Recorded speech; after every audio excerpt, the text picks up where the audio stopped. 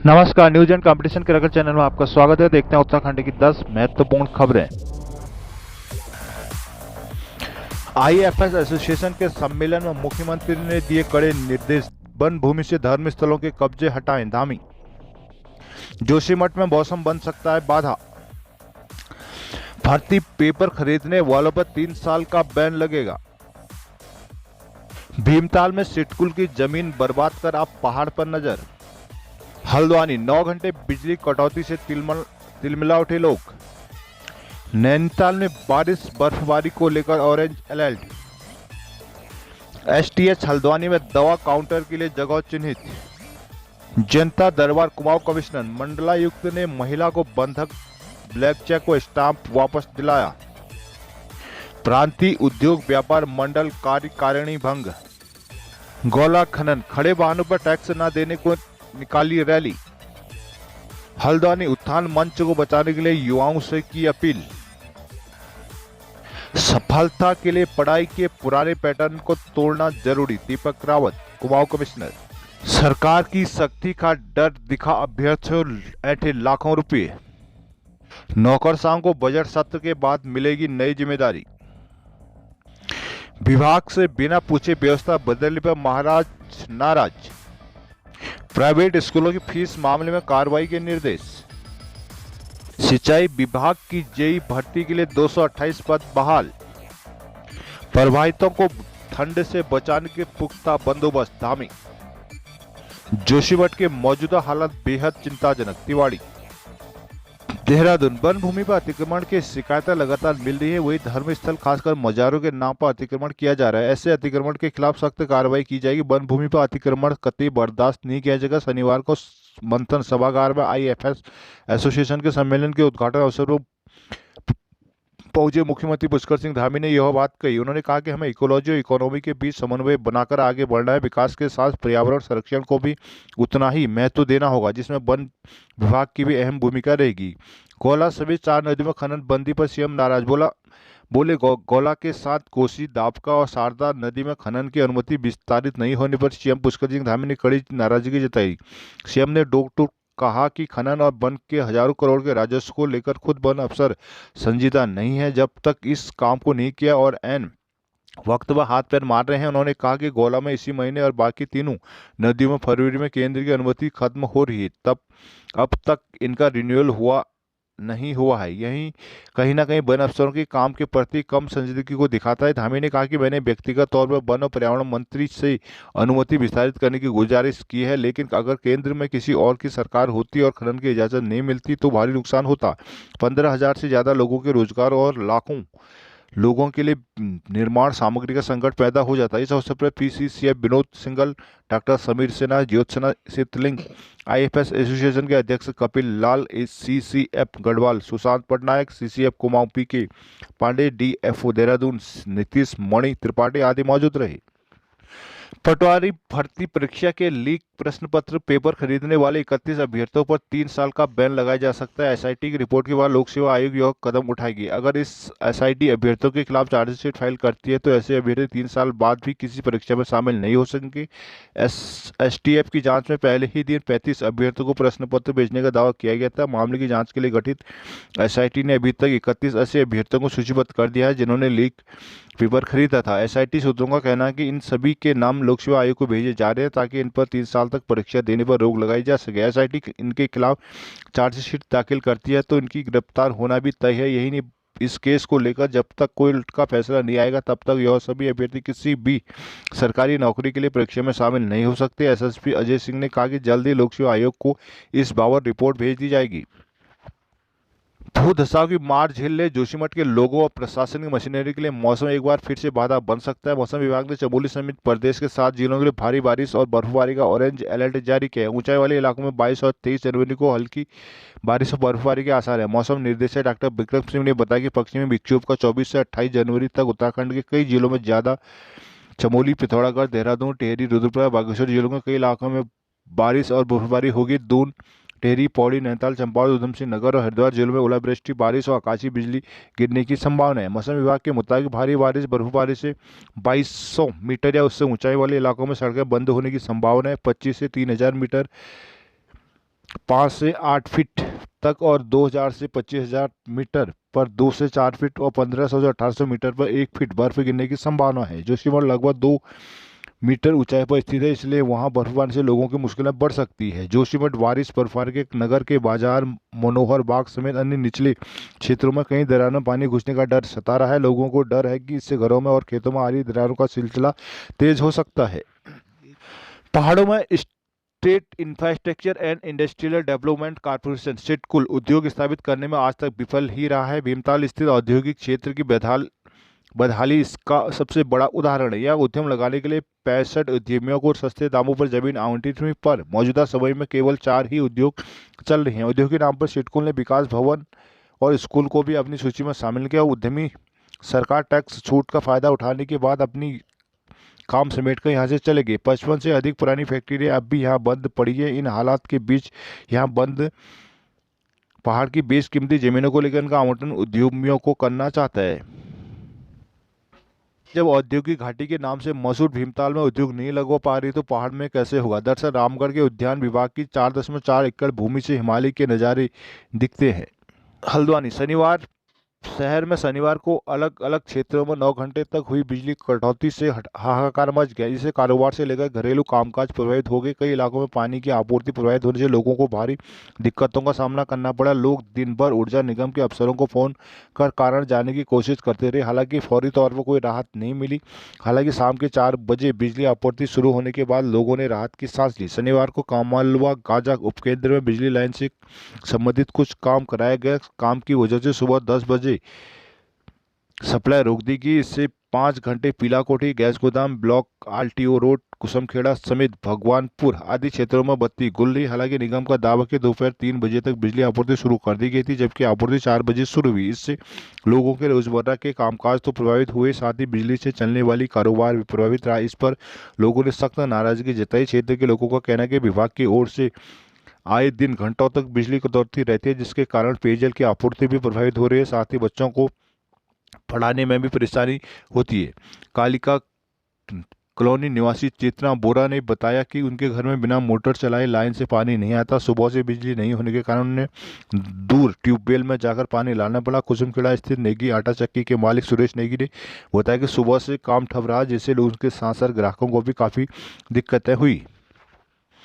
नैनीताल जिले में अच्छी बारिश बर्फबारी का इंतजार रविवार रात से खत्म हो सकता है। मौसम विभाग ने रविवार रात से जिले में बारिश बर्फबारी का पूर्वानुमान जारी किया। साथ ही सोमवार से बुधवार तक बारिश का ऑरेंज अलर्ट जारी किया गया। अनुमान है कि नैनीताल, मुक्तसर सहित ऊंचाई वाले इलाकों में बर्फबारी हो सकती है। डीएम धीराज सिंह गर्ब्याल ने सभी विभागीय अधिकारियों को अलर्ट पर रहने के निर्देश दिए हैं। नदी नालों की संवेदनशीलता के अनुसार टीमों को तैनात करने के भी निर्देश दिए हैं। सभी प्रमुख मार्गों पर जेसीबी और गैंग कर्मियों की हर समय तैनाती रखना, आपदा संबंधित सूचनाएं हर समय आपदा परिचालन केंद्र में अपडेट करने के निर्देश लोक निर्माण विभाग को दिए हैं, जिससे समस्या आने पर समय से निपटा जा सके।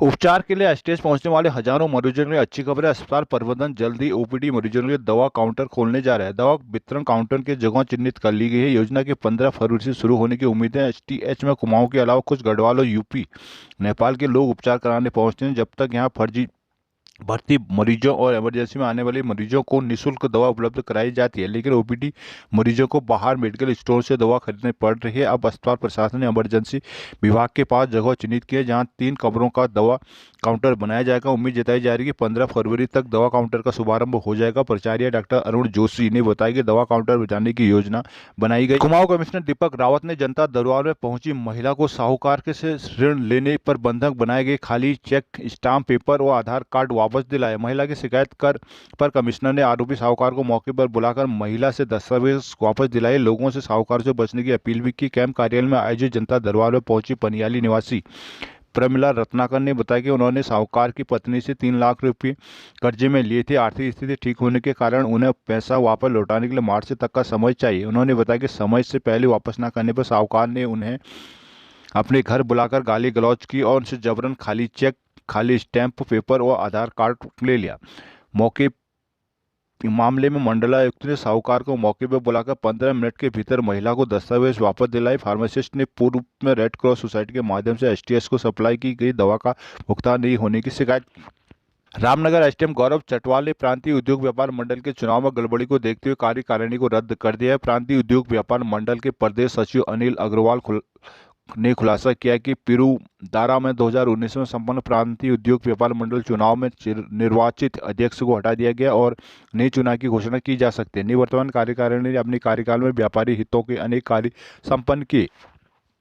गोला संघर्ष समिति ने हल्दू चौक से आरटीओ कार्यालय तक रैली निकाली। इस दौरान उन्होंने सरकार के खिलाफ नारेबाजी करते हुए आरटीओ का घेराव किया। कहा कि वो किसी भी हाल में टैक्स बर्दाश्त नहीं करेंगे। कोयला नदी में खनन निकासी की संभावना नजर नहीं आ रही। खनन कारोबारी रॉयल्टी कम करने की मांग को लेकर आंदोलनरत हैं। वहीं पर डंपर एसोसिएशन ने टैक्स और पेनल्टी नहीं चुकाने का ऐलान किया है। ऐसे में गोला खनन में निकासी उम्मीदों को झटका लगा है। शुक्रवार को गोला संघर्ष समिति के बैनर तले डंपर वाहन चालकों और खनन कारोबारियों ने हल्दू चौक गेट से आरटीओ दफ्तर तक रैली निकाली। अध्यक्ष लालकुआ गेट जीवन कवड़वाल ने कहा कि 1 साल से वाहन सरेंडर हैं। वाहनों पर टैक्स और पेनल्टी सरासर गलत है। विभाग ने फिटनेस टैक्स में 10 गुना की बढ़ोतरी कर दी है। मंदी की मार झेल रहे वाहन स्वामी के लिए यह कमर तोड़ने वाला नियम है। यह रमेश जोशी, हेम दुर्गापाल, सानू, हरीश आदि मौजूद रहे।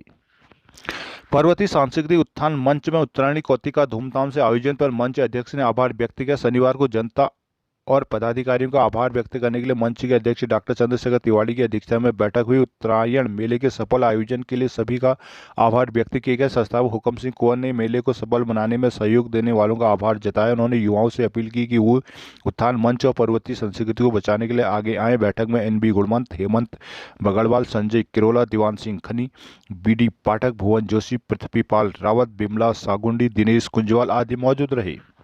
लेखपाल और पटवारी पेपर लीक कांड में सरकार की सख्ती का डर दिखाकर आरोपियों से लाखों रुपए ऐंठे। अभ्यर्थियों ने जब रुपए कम करने की बात कही तो आरोपियों ने उन्हें बोला कि सरकार सख्त है, रिस्क भी ज्यादा है, इसलिए दाम बढ़ गए हैं। UPSSC कांड ना होता तो 8 से 10 लाख रुपए में पेपर मिल सकता था। पेपर लीक का खुलासा होने के बाद अभ्यर्थियों से हो रही पूछताछ में SIT के समक्ष कई बातें सामने आ रही थी। अभी तक 4 अभ्यर्थियों से पूछताछ SIT कर चुके हैं, जिसमें 8 लाख से 18 लाख तक पेपर बेचने की बात पुष्टि हो चुकी है। रिमांड में किए गए शिक्षक राज्यपाल और उनके भतीजे संजीव कुमार ने आरोपियों को सख्ती का डर दिखाया। राज्यपाल के ही अनुभाग अधिकारी से सीधे संपर्क थे।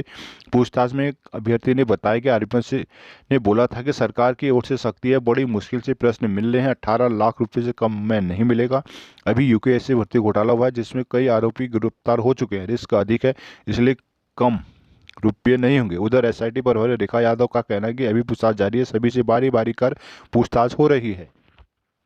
सिंचाई विभाग में जूनियर इंजीनियर JEE के 228 पदों को दोबारा बहाल किया जाएगा। सिंचाई मंत्री सतपाल महाराज ने इसके निर्देश दे दिए। शासन स्तर पर ACS वित्त आनंद वर्धन की अध्यक्षता में गठित कमेटी में भी सिंचाई विभाग में अपनी सहमति दे दी है। कार्मिक और वित्त विभाग मंजूरी के बावजूद एन परीक्षा से पहले इन पदों को वापस ले लिया गया था।